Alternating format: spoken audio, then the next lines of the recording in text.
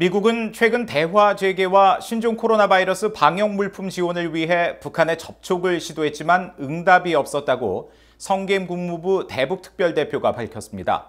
권영세 한국통일부 장관도 현재 북한과 물밑 대화가 없는 상황이라며 한국 정부의 비핵화 로드맵인 담대한 구상을 의연하게 추진해 나갈 것이라고 강조했습니다. 첫 소식 조상진 기자가 보도합니다. 한국을 방문한 성김 미국 국무부 대북특별대표는 20일 주한 미국 대사관저에서 연합뉴스 등 한국 언론들과 간담회를 갖고 최근 대화 재개를 위해 북한 측과 접촉한 사실을 밝혔습니다. 지난 7월 뉴욕 채널을 통해 접촉을 시도해 소통을 했다면서 대화 재개에 대한 미국의 관심과 신종 코로나 바이러스 관련 방역 물품 지원 의사를 타진했다고 밝혔습니다. 하지만 북한은 응답을 하지 않았다면서 현재로서는 다시 접촉할 계획이 없다고 밝혔습니다. 다만 북한이 코로나 대유행에서 벗어나 미국이나 한국 또는 다자 외교에 관심을 보일 것으로 기대한다고 말했다고 한국 언론들은 전했습니다.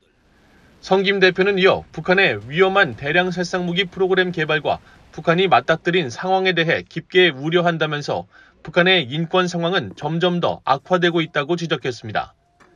또 북한 문제는 여전히 미국 행정부의 최우선 과제이자 우려사항이라면서 조 바이든 대통령은 개인적으로 북한과의 외교에 참여할 의사가 있음을 밝혔고 비핵화 진전으로 이어지는 구체적 결과를 만들어내고 싶다는 뜻을 확실히 해왔다고 전했습니다.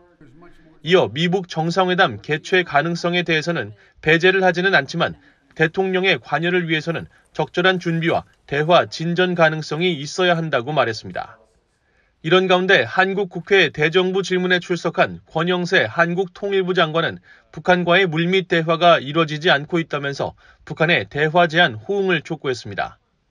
권 장관은 그러면서 윤석열 정부가 제안한 담대한 구상은 경제적 지원 이외에 북한이 우려하는 안보 분야도 감안해 군사, 정치적 분야까지 논의하자는 것이라고 강조했습니다.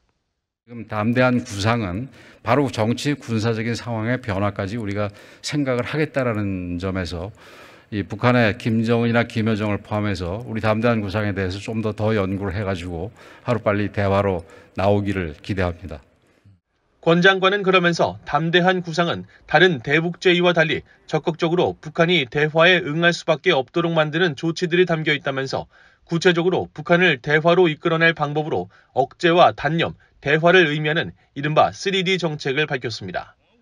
그러면서 북한은 과거에도 바로 대화 제의에 응한 적이 없어 북한의 제안 거부는 예견된 상황이라면서 한국 정부는 3D를 통해 북한을 대화로 견인하겠다는 생각을 갖고 있다고 강조했습니다. VOA 뉴스 조상진입니다.